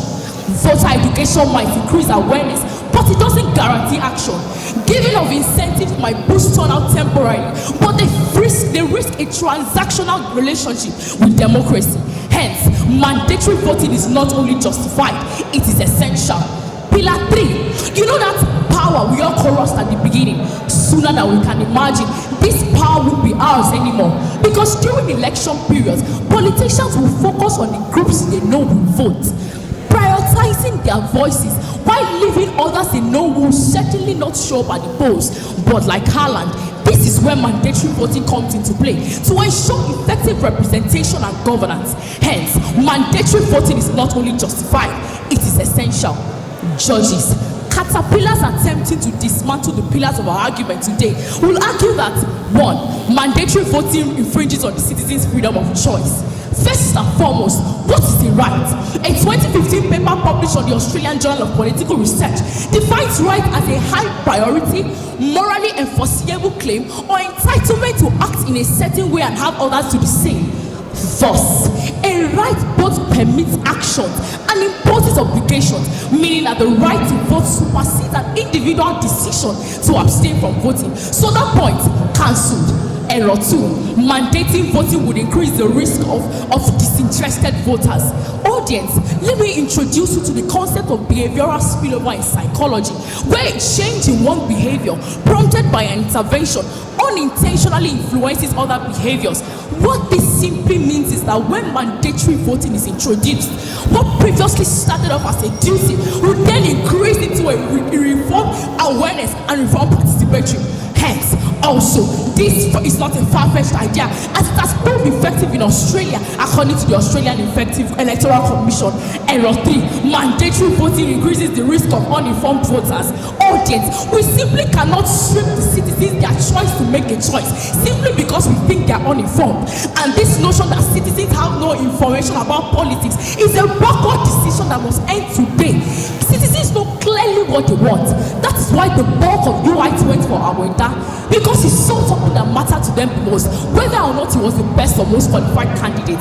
So, citizens don't need to know about fancy concepts to pick a leader for themselves. In conclusion, ladies and gentlemen, mandatory voting is as similar as having a voice as a rasta, but refusing to sing. How ridiculous. Audience, for democracy to work, citizens must vote. From the Faculty of Nursing Science.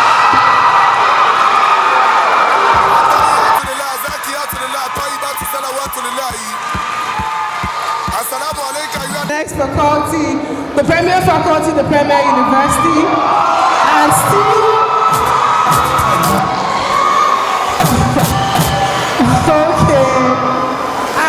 on the topic, voting should be mandated for citizens in democratic countries. With a resounding applause, make welcome your first speaker, Shakina Karim.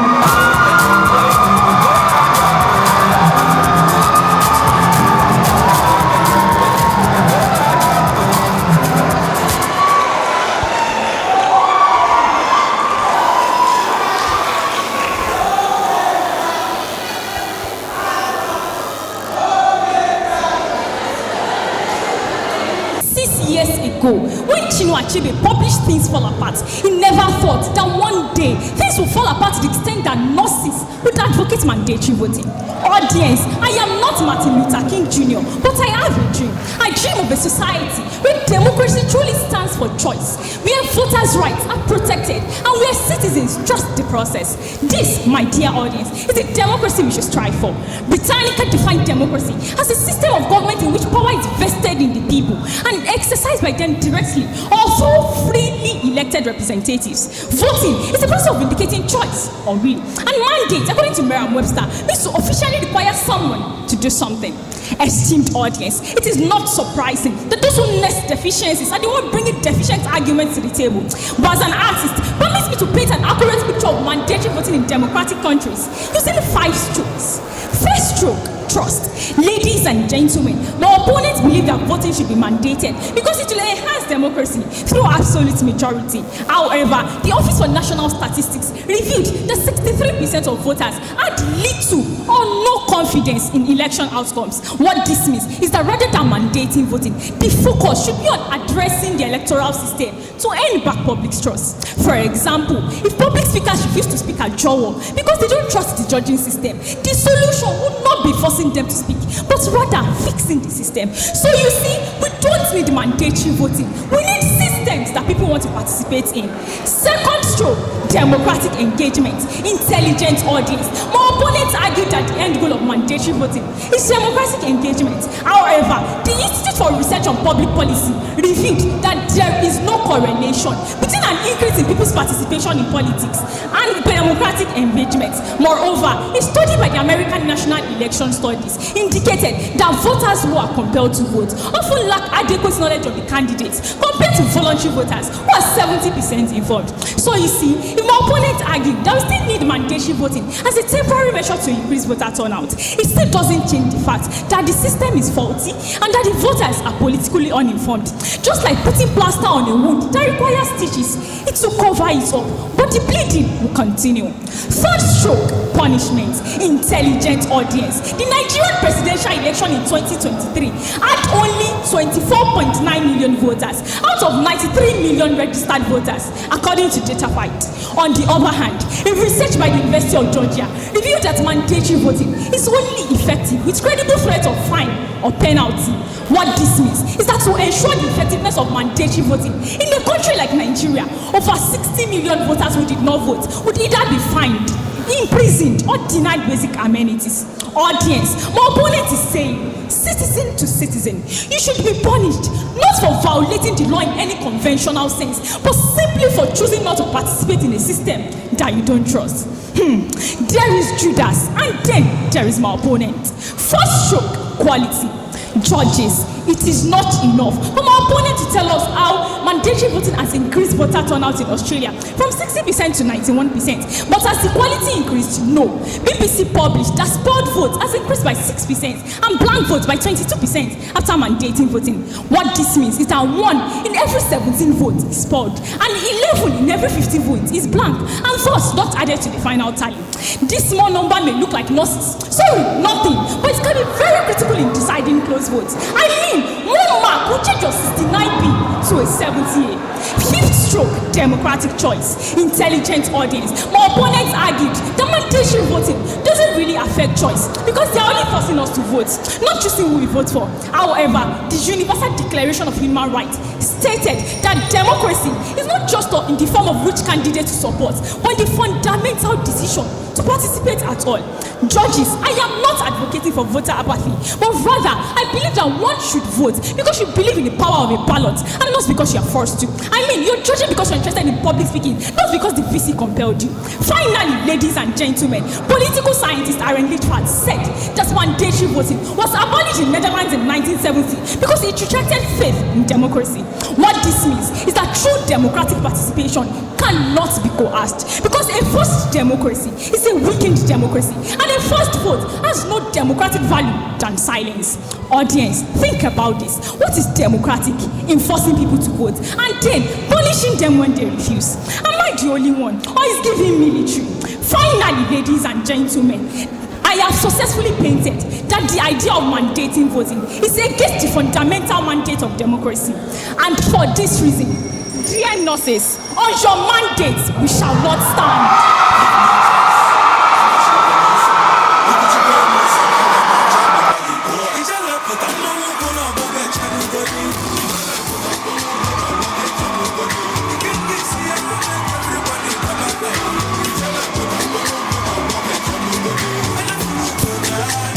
So over to the Faculty of Nursing. Their second speaker, they'll be given 3 minutes to still speak for the motion. Voting should be mandated for citizens in democratic countries. Please give it up for Deborah Aremu. Give me a chance. I'm a chicken motion. You could you put a motion on the man, jam me by the door.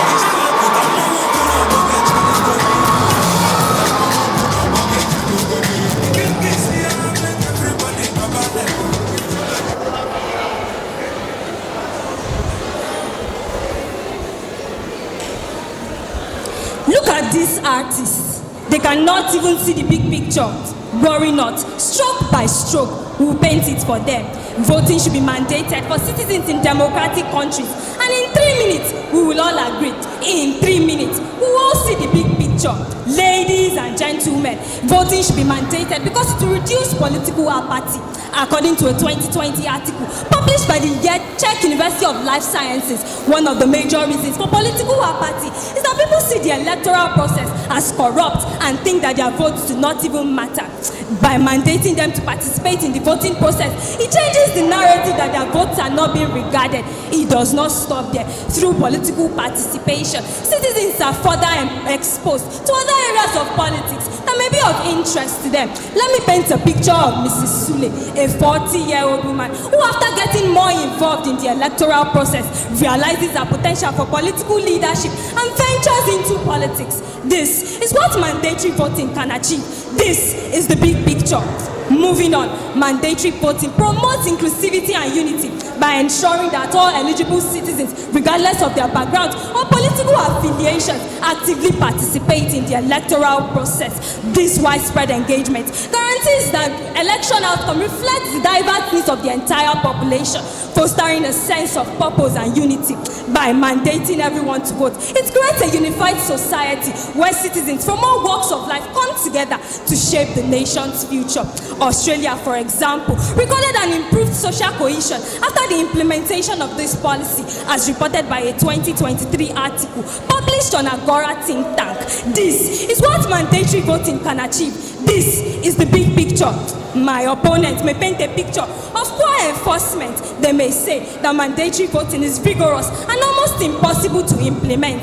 This is far from the truth, because 27 countries of the world have successfully implemented this policy, as reported by the International Institute for Democracy and Electoral Assistance, using processes like voter registration records, electoral rolls, and voter verification, which will surely work in Africa if they also suggest that its implementation will attract more financial costs. Let them know. But money well spent is never truly lost. So this point will not stand.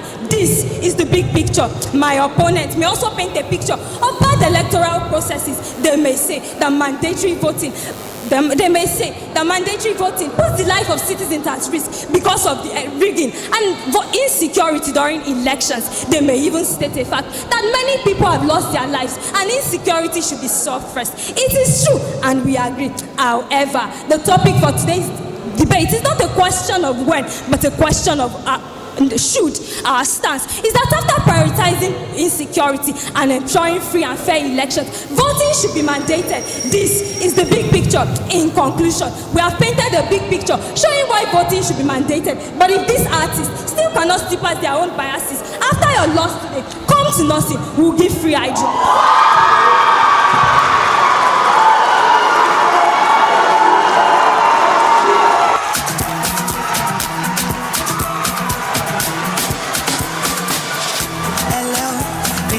Last speaker.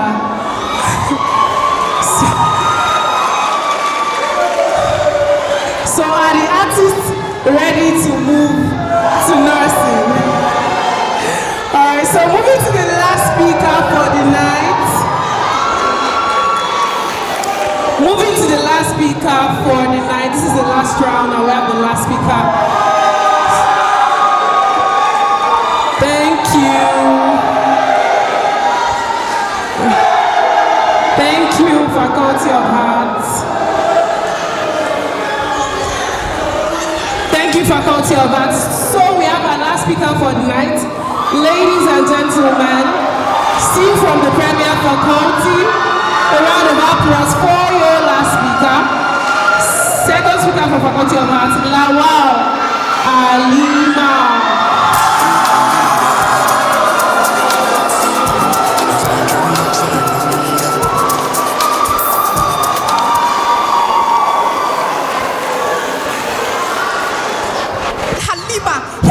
Forgiveness on behalf of my opponents for their illogical stories.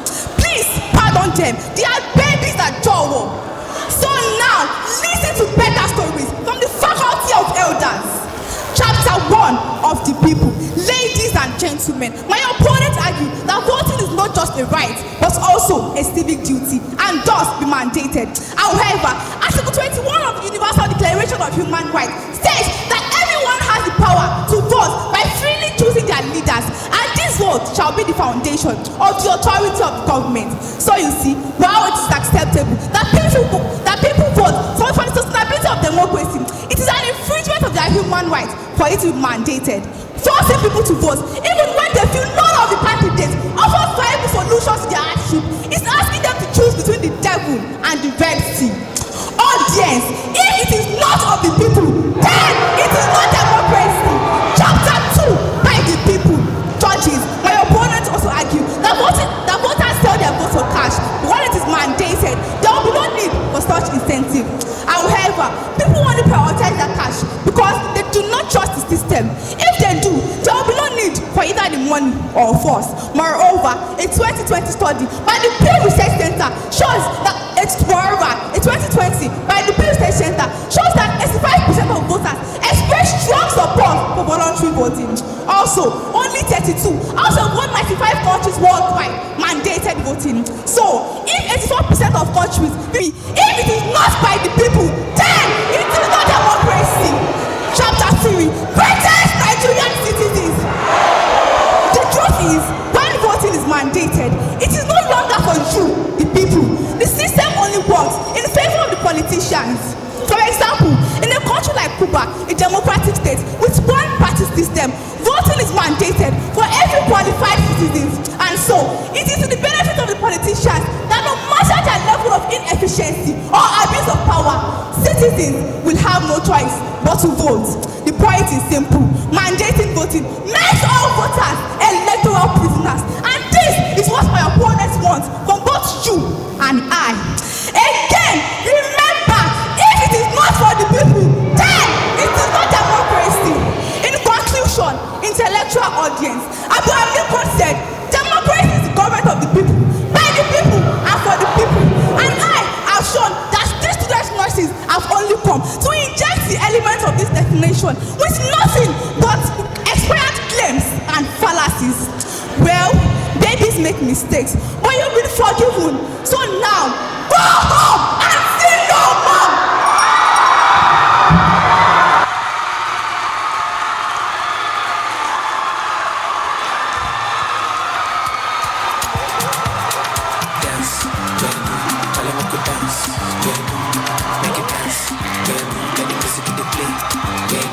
Say you go dance, baby.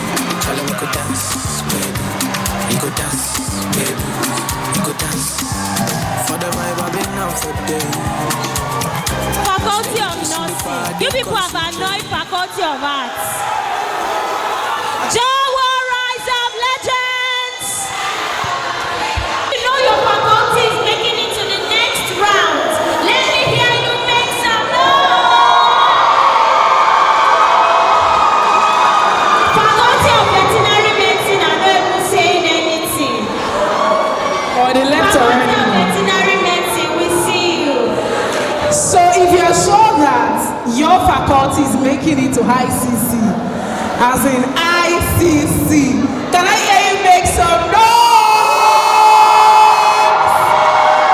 I like that everybody is now a believer. All right, so while we wait for the judges to collate the results, yes, and also the judges to give their remarks, I would like to give a shout out to some of our sponsors for Jawa Rise of Legends. Yes. Reach them specifically on Twitter at govap_mall. So, ladies and gentlemen, you can still leave your comments on Twitter using the hashtags Jowo ROL, Jowo UI, Jowo. So please, you can still use your hashtag tweet on Twitter, and we'll have them display probably the next round of Jowo. So with the resounding applause, can you make welcome? Are they ready? Okay, DJ, can we have you while our judges collate the results?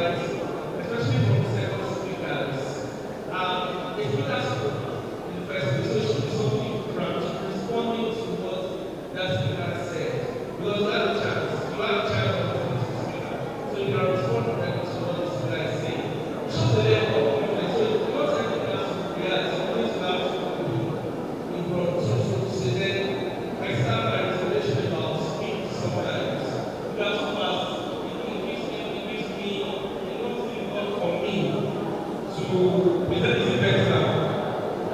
We love to follow up. So if you can work on the tempo and just relax it, that's fine. Then if you have to use any analogy as the point of entrance into your discourse, into your debate, it doesn't have to be so extended. A long story. I'm looking for points, that's what they call content. So your story is a long one. It makes it a bit difficult for me to follow what you're trying to do. And it loses itself. There is a quick thing it's supposed to have. So these are just a few points that we can take into your case and get set of matches. I think at this point I'd like to say you're all done well. Like I told you earlier, it's like save the best of the last. That last smile with you. It was really hard to grab the judge. It was difficult to perform. So we hope to see better performances next time. Thank you very much for your interest. Please, a round of applause for him as he goes back to take his seat. Alright, now to announce the results. Please make welcome Mr. Temitope Ishola as he comes on.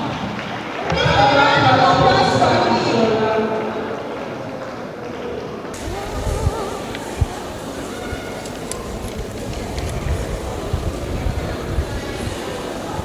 Thank you very much.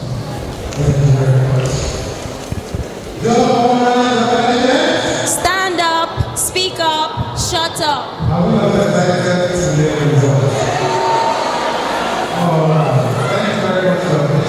Wow. The results are ready. So we'll start with the best speaker today. We really have wonderful speeches today. Please a round of applause for all our speakers today.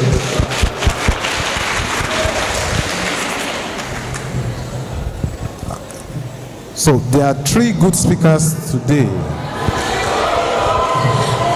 Apologies, apologies.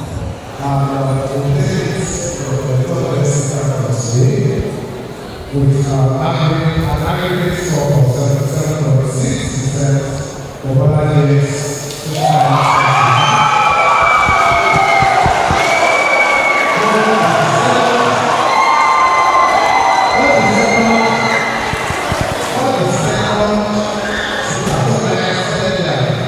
We decided to come out 3 speakers that we brought today, so that at least we can be able to know what we not far from one another. So for the second best speaker for today, we have with an aggregate score of 82%. We have the first speaker from Boston.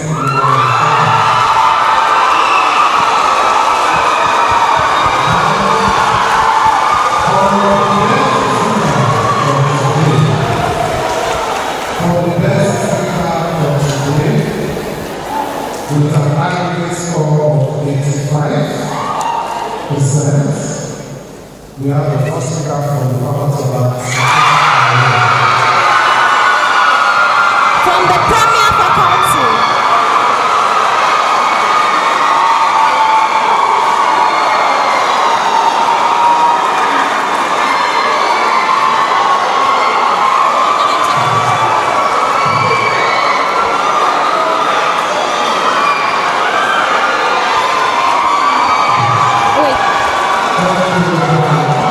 Ladies and gentlemen, now to the moment we have all been waiting for.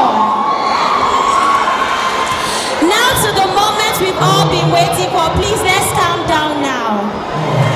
Thank you. And also, as soon as the results are being called, please no one should come up to this side of the stage. Please, can the protocol members take note of that?